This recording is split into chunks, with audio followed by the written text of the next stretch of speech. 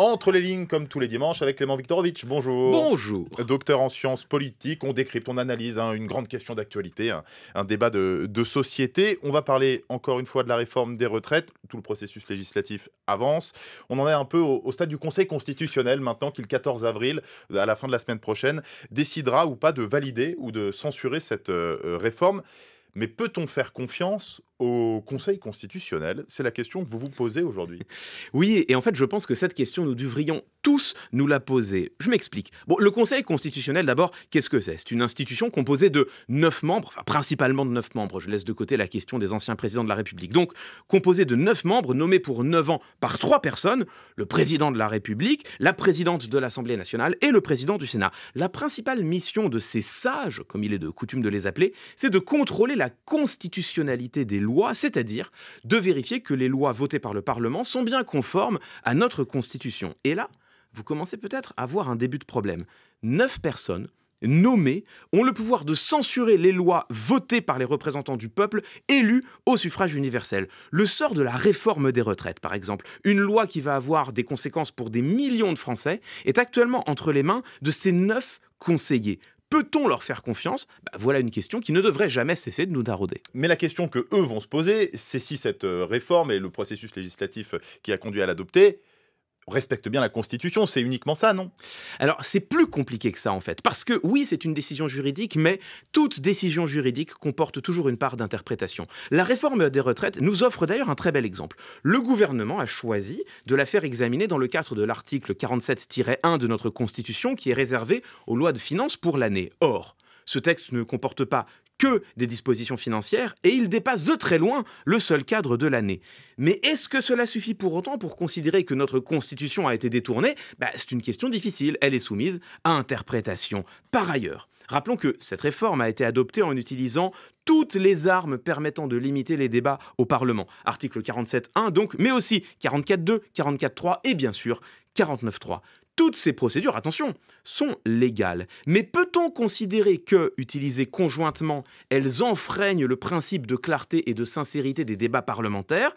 Là encore, c'est une question d'interprétation. Le Conseil va prendre une décision, mais elle n'aura rien de mathématique, rien d'automatique. Elle sera par nature contestable. Donc, décision fondée sur une interprétation du Conseil constitutionnel nommée, qui pourrait donc remettre en cause la décision d'un Parlement élu. Et oui, vous voyez que la question n'est pas simple. Alors, comment y répondre? Comment sortir de ce dilemme? Déjà, la réponse évidente, on a bien besoin, d'une manière ou d'une autre, de contrôler la constitutionnalité des lois votées par le Parlement. C'est la pierre d'angle de ce qu'on appelle notre État de droit, c'est-à-dire un État soumis aux règles qui les dictent.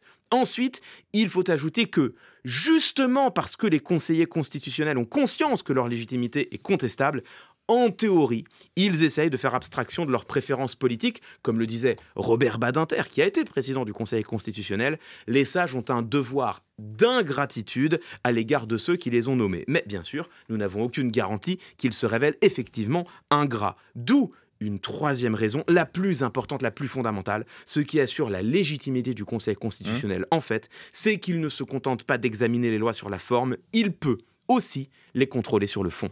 Mais ça voudrait dire un contrôle politique pour régler la question. Ça semble paradoxal parce qu'on s'en sortirait plus. Rajouter de la politique à quelque chose qui devrait être juridique. Et oui, c'est paradoxal, je sais. Mais pour comprendre tout ça, il faut revenir un peu en arrière au 16 juillet 1971. C'est une date qui n'est pas très connue, mais elle correspond à l'une des décisions les plus importantes de la Ve République. Ce jour-là, le Conseil constitutionnel a censuré une loi au motif qu'elle mettait en cause la liberté d'association. Les sages ont décidé à cette date que leur rôle n'était pas seulement de contrôler le respect des procédures démocratiques, ils se sont également érigés en garants des droits fondamentaux des individus tels qu'ils sont visés par le préambule de notre Constitution. Alors bien sûr, c'est une boîte de Pandore. Parce que le problème des libertés fondamentales, c'est qu'elles empiètent toujours les unes sur les autres. Si on prend par exemple la vidéosurveillance, elle accroît, c'est vrai, notre droit à être protégé, mais elle rogne en même temps sur notre droit à la vie privée. Autrement dit, en acceptant de contrôler les lois sur le fond, le Conseil constitutionnel s'est exposé à encore plus de dilemmes d'interprétation.